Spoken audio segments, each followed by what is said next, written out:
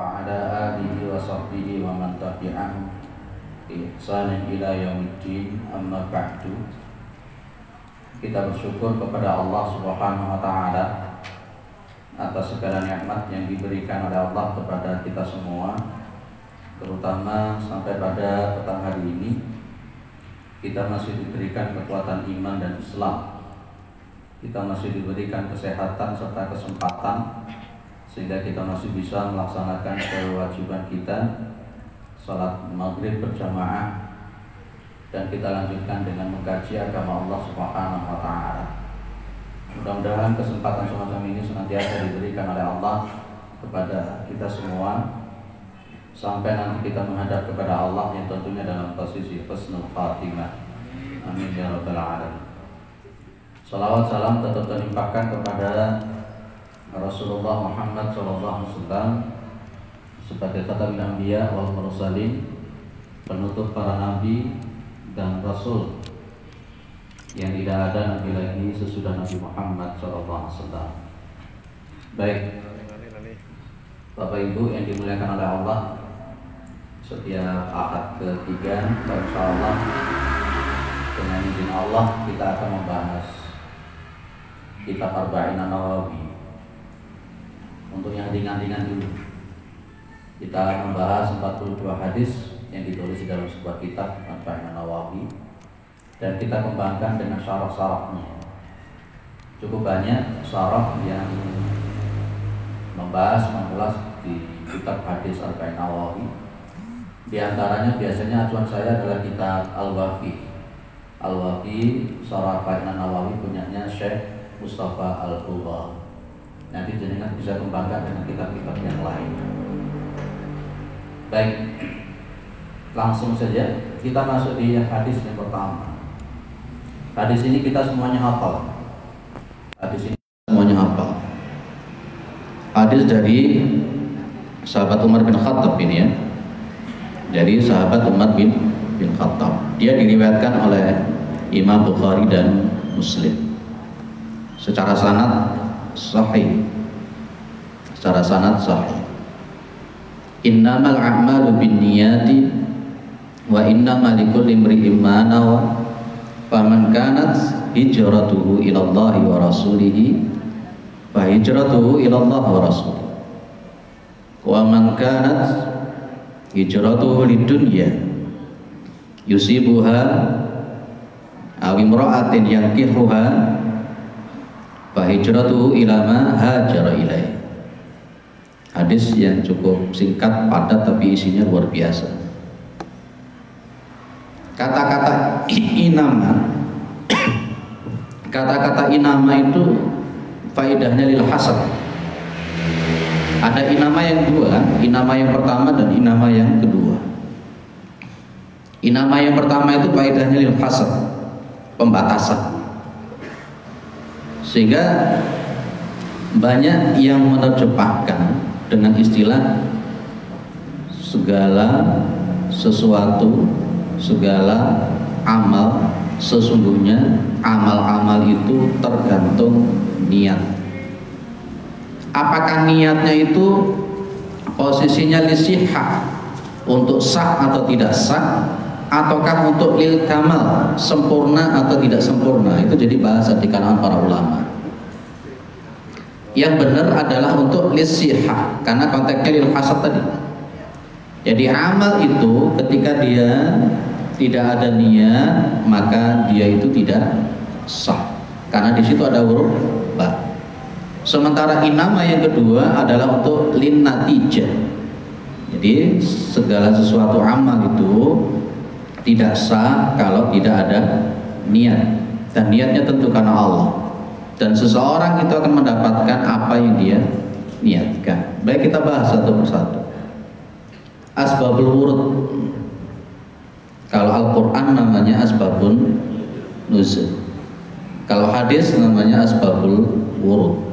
Jangan dibolak-balik. Wa hadzal hadis warada ala sababin li'annahum naqalu anna rajulan hajara min Makkah ilal Madinah. Jadi hadis ini memang muncul karena ada sebab. Ada sebab. Para hadis menyebutkan bahwa ada seorang laki-laki hajara min Makkah ila Madinah. Dia melakukan hijrah dari Mekah ke Madinah untuk apa? Liyatazawwaja imra'atan, untuk menikahi seorang wanita, laha Ummu Qais. Jadi ada seorang laki-laki, dia itu ikut hijrah bersama Nabi. Perjalanan dari Mekah ke Madinah itu berapa ratus kilometer, luar biasa, medannya begitu luar biasa. Tapi dia pas ketika hijrah dari Mekah ke Madinah itu niatnya bukan karena Allah. Niatnya bukan karena Allah, tapi niatnya itu karena ingin menikahi seorang wanita namanya Ummu Qais.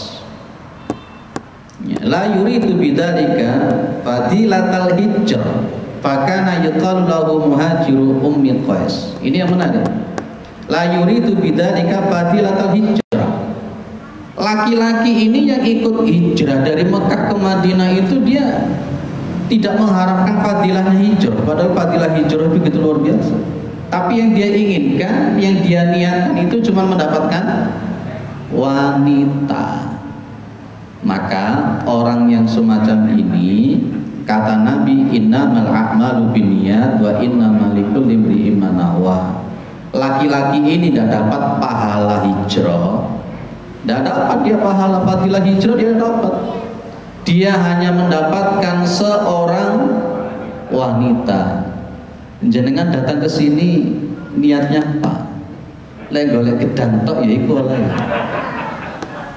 Iya. Iya. Kalau dapatnya pisang ya pisang itu, kalau niatnya pisang. Itu inna likulli imri'in manawa. Kalau datang ke sini cuma hanya sekedar sungkan tidak datang, ya itu dapatnya sungkan itu. Maka saya kembangkan dalam sebuah kitab namanya Usulul Usul ilallah ta'ala, di kaidah yang nomor 3. Kapan-kapan kita akan kajian tentang kaidah-kaidah itu. Ada bunyi begini, ma la yakunu billahi la yakun. Ini tidak saya sampaikan di sini, cuman pengembangan maupun saya ingat. Wa ma la yakunu lillahi la yanfa'u wa la yadumu. Sesuatu yang dia itu bukan karena pertolongan Allah, maka la yakun, sesuatu itu tidak akan pernah terjadi. Dan wa ma la yakunu lillahi la yanfa'u wa la yadumu. Dan sesuatu itu kalau dia itu tidak karena Allah, diniatkan karena Allah, la yanfa'u wa la yadumu, maka dia tidak akan punya manfaat dan tidak akan kekal, artinya terputus dari Allah Subhanahu wa ta'ala. Maka dari itu saya kembangkan dengan mizan amal. Mizan itu artinya apa? Timbangan. Amal itu perbuatan ibadah. Jadi jenengan melakukan amal ibadah itu ada timbangannya Bapak Ibu, ya. Jenengan melakukan amal ibadah itu ada timbangannya. Timbangan inilah yang kemudian akan mempengaruhi ibadah jenengan itu diterima atau tidak. Jenengan mungkin sekarang sudah usia 60 tahun, baliknya usia 10 tahun, berarti ibadah sudah 50 tahun. Kira-kira 50 tahun kita beramal ibadah itu loh, sudah memenuhi kriteria timbangan-timbangan amal atau belum? Itu masalahnya, ya. Konteksnya kita khawatir nanti di yaumul qiyamah. Di yaumul qiyamah itu amalan kita yang kita lakukan itu ditolak semua oleh Allah Subhanahu wa ta'ala. Nauzubillah min dzalik. Baik, mizan amal. Ada dua mizan. Ada mizan batin, ada mizan zahir. Oh, ini menarik sekali. Mizan batin itu timbangan amal yang itu ada posisi di batin yang tidak tampak. Di mana letaknya, Pak? Hati. Hati. Saya bilang begini. Ada orang itu sholat di masjid Ki Ageng Giripik, sholat, sujud, ruku, i'tidal, iya kan? Secara pandangan manusia mungkin dia dianggap muslim atau bahkan mukmin, tapi di dalam pandangan Allah Subhanahu wa taala dia bisa jadi kafir, bahkan mungkin munafik, bahkan mungkin musyrik. Loh, kenapa bisa begitu? Kenapa bisa jadi orang yang sujud, ruku, i'tidal waktu melakukan sholat oleh Allah dianggap sebagai orang munafik? Apa yang mempengaruhi Bapak Ibu? Hatinya. Ya kan, karena konteksnya kemudian orang munafik itu jelas kata Allah. Ya, innal munafiqina yukhadi'una Allah. Di situ ada menipu Allah. Di situ kan kita qamu ila sholati qamu kusala yura'una nas wa la yadhkuruna Allah illa qalila. Insyaallah. Jadi kita tidak langsung boleh menjustifikasi orang yang sholat itu dengan orang itu surga. Belum tentu. Mungkin dia seperti buah kedondong. Jenengan membayangkan namanya kedondong. Betul ya? Kedondong itu jawabannya halus ya Pak ya. Tapi jarone ngeruwal-ruwal. Ada yang semacam itu di sini? Tidak ada kan? Tidak ada. Tidak usah diucapkan. Tapi Allah yang Maha tahu hati jenengan datang ke sini ini koyo ngopo. Bisa jadi pas kita sholat itu oleh Allah dicap kamu munafik. Ini pernah terjadi kalau di dalam riwayat di dalam riwayatnya Ibnu Abbas ada 3 orang kelompok didatangkan di yaumul qiyamah. Saya yakin jenengan juga sering membaca hadis ini. Orang yang pertama itu kan dia syahid kan? Betul kan? Orang pertama syahid dihadapkan di hadapan Allah Subhanahu wa taala. Dia ngomong kalau dia itu mati syahid, dia perang dan seterusnya. Tapi kata Allah apa? Kadzabta, kamu itu dusta. Kamu dusta. Oleh Allah amalan syahidnya itu dianggap dusta. Orang yang kedua apa? Ahli Al-Qur'an, ahli ilmu, membaca Al-Qur'an, qiyamul lail. Di hadapan Allah Subhanahu wa taala dia tetap dikatakan kadzabta, kamu itu dusta.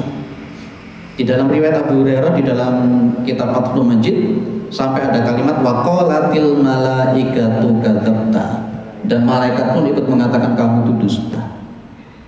Itu karena timbangan batinnya tidak ada. Berarti bisa dong orang yang sujud di depan kita sholat itu bisa jadi di hadapan Allah dia itu musyrik. Itu timbangan batin. Maka timbangan batin Al-Bayyinah ayat 5 jelas. Wa ma umiru illa liya'budullaha mukhlishina lahu-din hunafa. Di dalam mereka itu diperintahkan kecuali supaya mereka beribadah tunduk patuh kepada Allah mukhlishina lahu-din. Mukhlisin isim fa'il menunjukkan orang yang melakukan. Mukhlishina lahu-din, orang-orang yang memang betul-betul mengikhlaskan ibadahnya hanya karena Allah Subhanahu wa taala. Ditambahi lagi dengan hunafa. Hunafa itu jamak daripada hanif. Hanif itu betul-betul gak tolak-tolak, itu namanya hanif. Ditambah lagi hadis yang kita bahas, innamal a'malu bin niat wa innamal likulli imri'in ma nawa. Segala sesuatu tergantung dari niat dan seseorang akan mendapatkan apa yang dia niatkan. Itu mizan batin. Mizan batin dengan mizan zahir penting mana Ibu? Mizan batin sama mizan zahir penting dua-duanya. Kalau untuk yang mizan zahir itu berarti ketika dia melakukan ibadah itu harus ada contohnya. Hadis yang saya bawa yang jenengan hafal, man ahdatsa fi amrina hadza ma laysa minhu fa huwa raddun.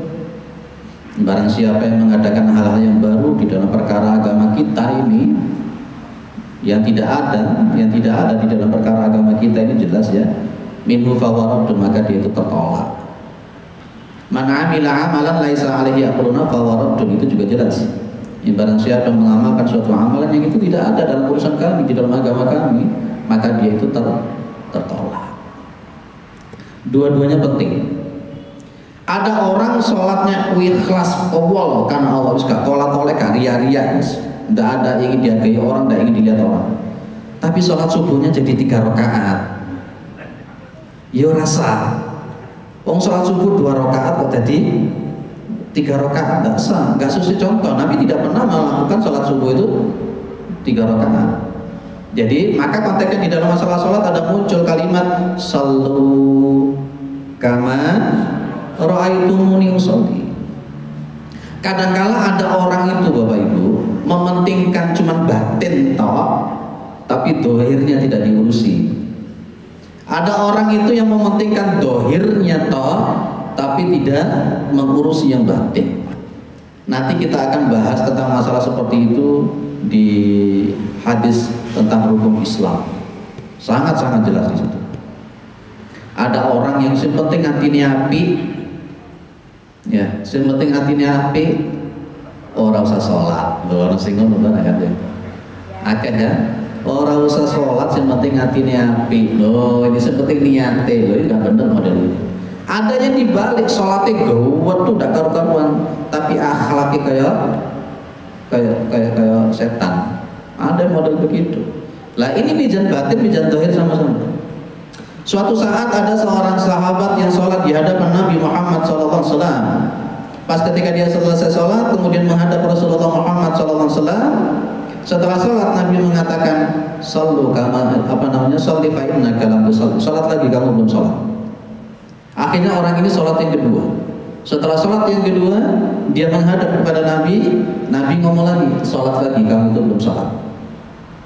Akhirnya sholat yang ketiga, setelah sholat yang ketiga menghadap kepada Nabi, di situ Nabi mengajarkan sholat yang benar. Itu artinya bahwa sholat itu tidak cukup ikhlas tok, tapi juga butuh sesuai dengan tuntunan Rasulullah Muhammad SAW. Sholat juga tidak cukup hanya sesuai dengan tuntunan Rasulullah tok, tapi juga harus dibarengi dengan innamal a'malu binniyat. Itu namanya mizan batin dan mizan zahir. Wallahu a'lam, apakah kita ini pas ketika sholat oleh Allah dianggap mukmin yang benar, atau jangan-jangan kita ini oleh Allah dianggap munafik? Karena konteksnya orang yang sholat itu disebut oleh Al-Quran, fawailul lil musallin, celaka bagi orang yang melakukan sholat. Alladzina hum an sholatihim sahun, alladzina hum yura'un. Jadi Allah mengatakan orang yang sholat itu celaka kalau yang pertama dia sahun. Sahun itu lalai, biar gak karu-karuan.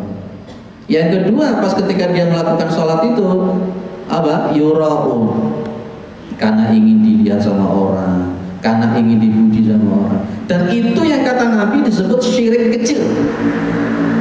Akhwafu ma akhafu alaikum asyirkul asghar. Qila ya Rasulullah masyirkul asghar, qala ar-riya. Sesuatu yang paling aku takutkan kepada kalian semua itu adalah syirkul asghar, syirik yang kecil. Para sahabat kemudian mengatakan masyirkul asghar ya Rasulullah, syirik yang kecil itu apa ya Nabi? Qala ar-riya'u, riya, salat karena ingin dipuji, salat karena ingin dilihat sama orang, itu namanya riya. Dan riya itu namanya syirik yang kecil menurut Rasulullah SAW. Yes. Kita sholat karena Allah, niat yang benar karena Allah Subhanahu Wa Taala, tidak ingin karena dipuji, tidak ingin karena ingin dihargai, tidak ingin dilihat dan sebagainya.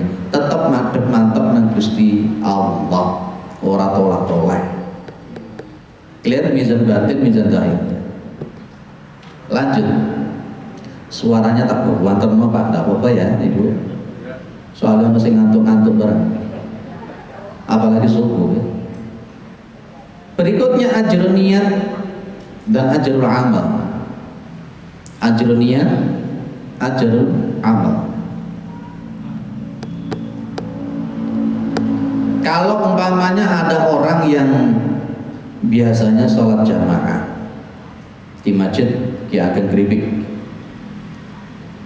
rutin 5 waktu jamaah, kok dilalah kemudian orang itu sakit selama 1 minggu dia tidak bisa bangun, tidak bisa bangun.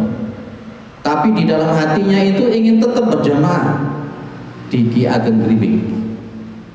Maka orang ini tetap mendapat pahala full lengkap dia mengikuti sholat berjamaah. Ini namanya ajrul amal.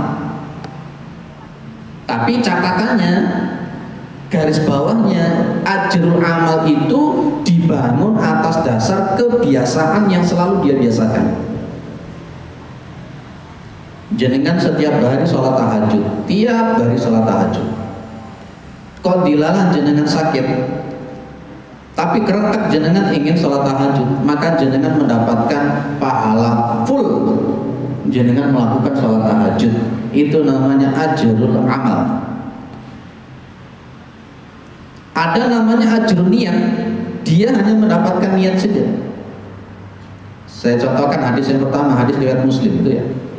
Qala Rasulullah SAW, man hamma bihasanatin falam ya'malha kutibat lahu hasanatan. Kutibat lahu hasanatan wa man hamma bihasanatin fa'amilaha kutibat lahu asyaran ila sab'i mi'ati di'fin. Barang siapa yang dia itu hamma itu betul-betul punya niat yang sangat kuat untuk melakukan suatu amal, itu hamma. Beda dengan hadisun nafsi, kerentak. Bedakan dengan kerentak. Kalau cuma lintasan hati itu bukan hamma, jadi belum dapat pahala jenengan. Tapi yang namanya hamma itu adalah niat kuat untuk melakukan suatu amal. Tapi kemudian falam yang malah, maka dia itu tidak melakukan yang dia niatkan tadi itu karena ada halangan. Karena ada halangan, maka orang ini tetap ditulis oleh Allah berapa? 1 kebaikan. Jenengan dalam hati niat kuat, wis aku saiki tak sholat jamaah. Ternyata mau berangkat ada halangan yang menghalangi, maka jenengan tetap ditulis niatnya 1 kebaikan untuk melakukan sholat jamaah. Itu namanya ajrul niat. Yang enak itu adalah ajrul amal. Tapi sekali lagi, kalau untuk ajrul amal itu apa? Karena faktor kebiasaan yang dia lakukan. Ya. Makanya di dalam hadis riwayat Bukhari itu ada kalimat qala Rasulullah sallallahu alaihi wasallam, idza marida al-'abdu aw safara kutiba lahu mithla ma kana ya'malu muqiman sahihan. Jadi apabila seorang hamba itu sakit atau dia bepergian, maka dia itu dicatat seperti ketika dia melakukan dalam posisi sehat dan mukim. Itu namanya ajrul amal. Biasanya jenengan mendapatkan yang ajrul niat atau ajrul amal? Ajrul niat saja. Tapi kalau untuk ajrul niat itu catatannya adalah harus hamma bihasanatin. Bukan hanya sekedar kerentak. Apa sih kerentak bahasa Indonesia itu? Ya, beda. Jadi kalau orang itu terlintas dalam pikirannya untuk melakukan sesuatu, itu namanya hadisun nafsi. Tapi kalau dia itu azam, namanya hamma, itu memang dia kuat untuk melakukan sesuatu itu. Ya, dia kuat untuk melakukan sesuatu, tapi ternyata terhalang. Itu hamma. Itu yang dipakai oleh Rasulullah, bukan hadisun nafsi. Clear? Ada ajrul niat, ada ajrul amal. Saya singkat-singkat saja, yang penting padat bisa terpaham. Kalau untuk kajian-kajian sebelumnya, apa dikembangkan secara detail atau singkat padat seperti sekarang ini? Singkat padat tadi. Baik. Muncul pertanyaan sekarang, tempatnya niat itu neng di. Kalau pas ketika kita sholat itu niatnya di mana? Secara fikih talafudun niat, talafud mengucapkan niat itu apakah sesuatu yang wajib atau tidak? Itu yang jadi sampai hari ini di kalangan umat Islam gelut mari-mari. saya ambilkan salah satu kitab punyanya Madzhab Syafi'i, yang paling enak guys. Karena rata-rata di Indonesia madzhabnya dalam Madzhab Syafi'i, namanya Asbah wa Nadhair. Saya punya di rumah Asbah wa Nadhair. Kitab ini berbicara tentang qawaidul fiqhiyah. Berbicara tentang qawaidul fiqhiyah. Penting kita belajar qawaidul fiqhiyah. Jadi kita belajar Islam itu ilmunya banyak, Pak. Ilmunya banyak belajar Islam. Belum lagi bahasa Arab. Bahasa Arab itu ilmu alatnya ada nahwu, sorof, mantiq, balaghah. Ya, banyak. Belum lagi Al-Qur'an. Al-Qur'an nanti ada ulumul Qur'an. Ulumul Qur'an nanti ada cabang-cabang. Ada ilmu angkalil Qur'an, ada macam-macam. Ada ulumul hadis, ada usul fikih, ada qawaidul fiqhiyah dan seterusnya. Kita ini kadang-kala baru belajar satu hadis, dua hadis itu sudah sok-sokan, sudah pintar. Kadang kita nahwu sorof aja tidak ngerti, tapi sudah sok-sokan paling benar. Sudah sok-sokan sudah paling pintar. Berbahaya model begitu. Asbah wa Nadhair ini salah satu kitab ya, wa furu'u fiqh Syafi'iyah yang saya ambilkan. Ternyata kalau kita lihat di dalam kitab-kitab Imam Syafi'i, kalau berbicara tentang hakikat niat, mahillun niyah itu mahilluha al-qalbu fi kulli mawdi'in. Tempatnya itu ada di hati. Madzhab Syafi'i semuanya mengatakan bahwa niat itu tempatnya di dalam hati. Li'anna haqiqataha al-qasdu mutlaqan.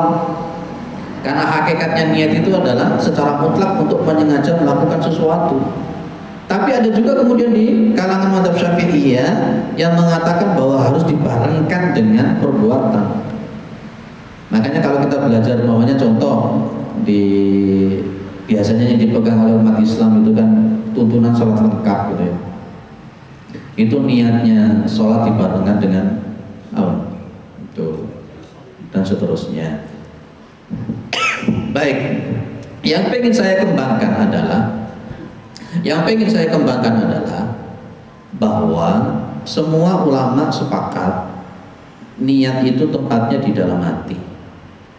Kalaupun umpamanya ada madhab tertentu yang dia mengajarkan tentang mengucapkan niat itu di dalam rangka untuk membantu.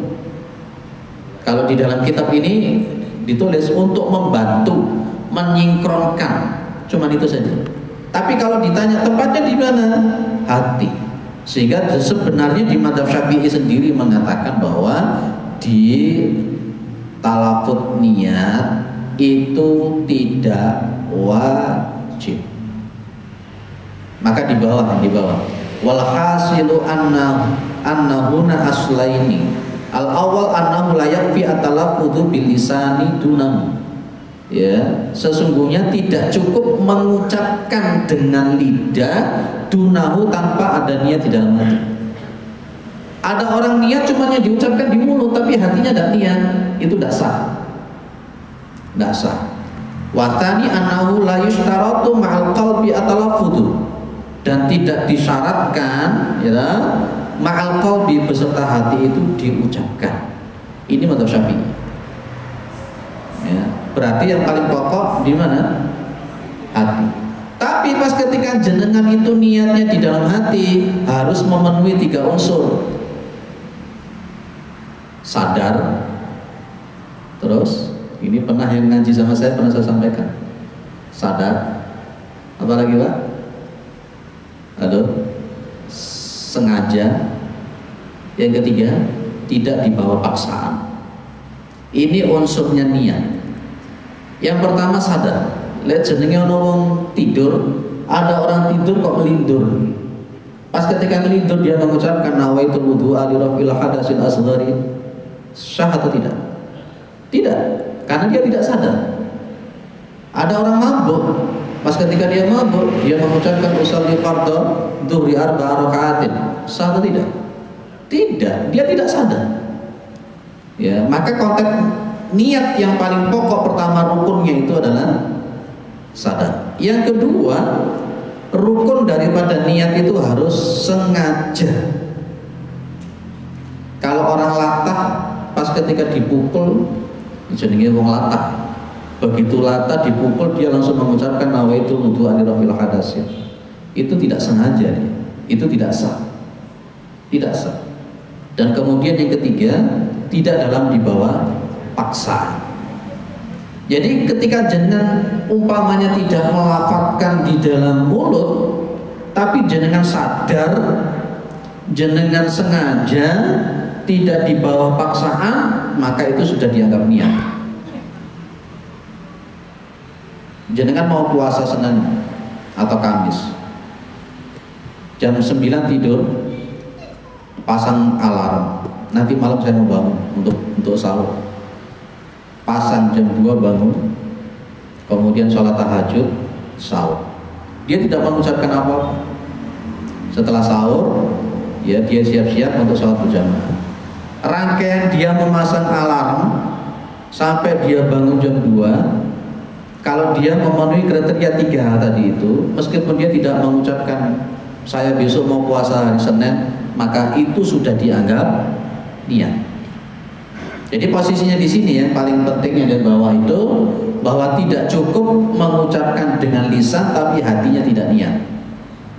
Dan ketika sudah niat di dalam hati, tidak diwajibkan untuk membarengkan dengan mulut. Sekarang muncul pertanyaan fikih. Di dalam hatinya itu dia salat duhur, ya.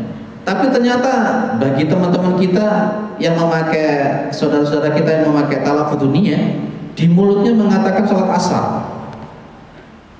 Yang dipilih yang mana? Yang dianggap sah yang mana? Ayo.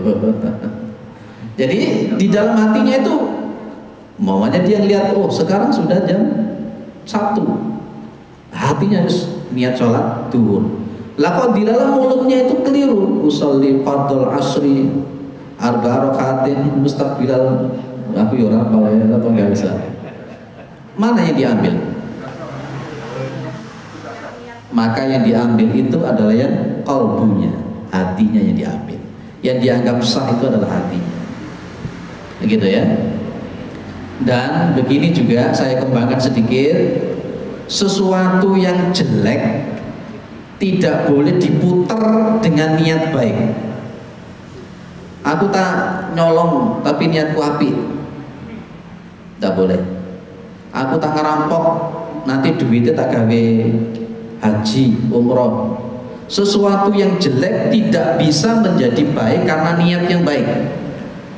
Saya ulang, sesuatu yang jelek menurut Allah dan Rasulnya tidak bisa serta-merta menjadi baik karena niatnya baik. Tapi sesuatu yang mubah kalau diniati karena Allah, maka sesuatu yang mubah itu bernilai-nilai ibadah. Jenengan makan, kalau jenengan nggak niat apa-apa, ya wis itu warung. Tapi pas ketika jenengan makan niatnya karena Allah, maka makan itu adalah ibadah. Jenengan tidur, ya, tapi jenengan niat karena Allah. Tidur itu saya tak tidur, mudah-mudahan nanti malam saya bisa bangun untuk tahajud. Maka selama tidur itu jenengan dinilai ibadah. Enak kan golek pahala. Golek pahala itu ya gampang, golek dosa itu ya gampang. Milih di sampean. Jenengan kepingin dosa gampang kok, gampang. Ya, moro-moro ngerasani wong elek anu wis untuk dosa bisa. Ya, baik. Jadi tempat niat ada di dalam hati. Saya tutup dengan hijrah karena di situ ada kalimat, ya, karena di situ ada kalimat tentang masalah hijrah. Sekedarnya saja. Hijrah itu, ini kan ada kalimat fa hijratu ilallah wa rasulih. Hijrah itu ada 3. Ada hijratul amal, ada hijratul makan, dan ada hijratul amil. Hijratul amal itu artinya berpindah dari amalan yang buruk menuju amalan yang baik. Ini hijrah yang sebenarnya, hijrah yang sesungguhnya. Ada hijratul makan, itu pindah dari suatu tempat ke tempat yang lain. Kayak Nabi itu dari Mekah ke Madinah atau ke Taif atau ke Ethiopia. Kemudian ada 3 namanya hijratul amil, berpindah dari kumpulan orang-orang yang tidak benar menuju kepada kumpulan orang-orang yang benar. Mujalisatus salihin. Ada yang didiskusikan? Monggo silahkan. Saya kalau kajian mesti ada diskusi, kecuali di Manado. Tentang niat itu apakah penilaiannya itu secara lengkap, artinya bisa dilihat dari awal, tengah atau akhir. Kadang-kadang di awal tidak niat, tahu-tahu di tengah niat. Kadang-kadang sebaliknya, di awal niat, tengah-tengah niatannya berubah. Pertanyaannya, penilaiannya itu secara keseluruhan awal, tengah, akhir atau? Baik. Penilaiannya itu sejak dia berniat. Penilaiannya itu sejak dia berniat. Jenengan datang ke sini karena kepingin dapat pisang. Untuk pisang terus muangan, pewenak, kajian sudah dapat separuh. Diniatnya mindsetnya gedang. Di tengah-tengah perjalanan kemudian ngaji seperti ini. Innamal a'malu binniyat wa innamal likulli imri'in ma nawa. Akhirnya di tengah-tengah kajian dia tata niat. Bismillah aku niat saiki niat ngaji, maka di itu sejak itulah dia diambil. Itu diambil niatnya. Enggak tahu tadi jaringan mulai awal sampai hari ini niatnya benar atau tidak. Itu yang tahu adalah Allah Subhanahu wa taala. Gitu, Pak. Nggih. Kalau umpamanya jenengan sholat, kok dilalah ada godaan dari setan laknatullah. Sejak awal jenengan sudah niat karena Allah, tapi di tengah awal kadang-kadang muncul sholat sing api iku lho diburi mono bojomu, sholat sing api iku lho diburi ono pacarmu, sing pacaran, tapi saya tidak mau pacaran ya. Dan seterusnya dan semuanya. Lah, pas ketika muncul semua itu bagaimana? Langsung kembalikan kepada Allah. Kembalikan kepada Allah. Itu adalah talbis iblis yang menggoda kita. Gitu, Pak. Baik. Tapi kalau jenengan turuti terus tadi, oh iya, aku jadi imam, aku tak pakai irama Hijaz, tak dirokno Hani Rifai, biar orang-orang seneng. Dia niat semacam itu sampai terakhir tidak dapat apa-apa dia. Niatnya cuma dapat pujian. Oh iya, iramanya Hijaz bagus. Tadi tak dengarkan Al-Fatihahnya pakai irama Hijaz. Gitu. Sejak itu, fawailul lil musallin alladzina hum an salatihim sahun alladzina hum yura'un. Habis sudah. Clear ya? Baik. Makanya setiap kali akan melakukan amal ibadah, jenengan tanya 3 hal. Limada, kaifa, liman. Masih ingat? Dulu pernah saya sampaikan di sini. Sempurna tadi kabeh. Limada, kenapa? Dan jenengan mau sholat. Limada, kenapa sampai kau sholat? Kaifa, bagaimana cara kamu sholat? Dan yang ketiga, liman, untuk siapa kamu itu sholat? Insya Allah ini kalau dijawab dengan benar, ditata dengan benar, sholatnya baik. Jadi, monggo. Kalau berangkat dari niat tadi ya, pada kita itu kan namanya manusia, dalam tingkatan apapun kan betul. Sulit sekali untuk 100% bisa muncul itu ya. Terus kalau kita masuk surga karena rahmat itu apa termasuk dari niat-niat itu kan? Betul. Jadi Nabi Muhammad SAW mengatakan, la yadkhulu ahadukum al-jannata bi'amalihi. Seseorang itu tidak akan bisa masuk surga dengan amal. Sampai para sahabat bertanya, wala anta ya Rasulullah, tidak juga jenengan ya Rasulullah. Benar, tidak juga dengan aku. Illa ayataghammadanillahu birahmatin, kecuali Allah meliputi rahmatnya. Kita sok-sokan api ki mlebu surga. Diteliti secara niat ya gak karu-karuan. Ya. Saya sepakat dengan Abu Nawas yang mengatakan ilahi lastulil firdausi ahla wala aqwa 'ala nar jahim dulu bibitu ahda birimani. Itu Abu Nawas, seorang ulama yang lucu, lucu, menutupi kepandaiannya di balik kelucuan itu. Dia tapi kalau Pas itu namanya i'tiraf, pengakuan. Abu Nawas mengatakan, ya Allah, saya ini bukan orang yang pantas untuk masuk surga, terus. Tapi saya juga gak kuat untuk kalau dimasukkan ke dalam neraka. Kita ini kalau merasa pantas masuk surga itu yo, ada yang merasa pantas masuk surga. Wong sholatnya gak karu-karuan. Itu baru niat itu. Seringkali sholat kita niatnya itu sering kecampuran aneh-aneh. Termasuk makan itu. Betul. Dalam masjid kan banyak yang menyediakan makan itu. Iya. Jumatan karena pengen konsumsi. Ya kayak gini mau Jumat apa ngaji karena pengen gedang. Bonus Pak. Kalau di Nurul Hikmah malah dikasih macam-macam. Ya. Ada yang lain? Cukup? Pak, insya Allah pertemuan kedua kita hadis nomor 2 tentang iman, Islam, dan ihsan dan asrafus sa'ah. Subhanakallahumma wa bihamdika asyhadu an la ilaha illa anta astaghfiruka wa atubu ilaik. Assalamualaikum warahmatullahi wabarakatuh.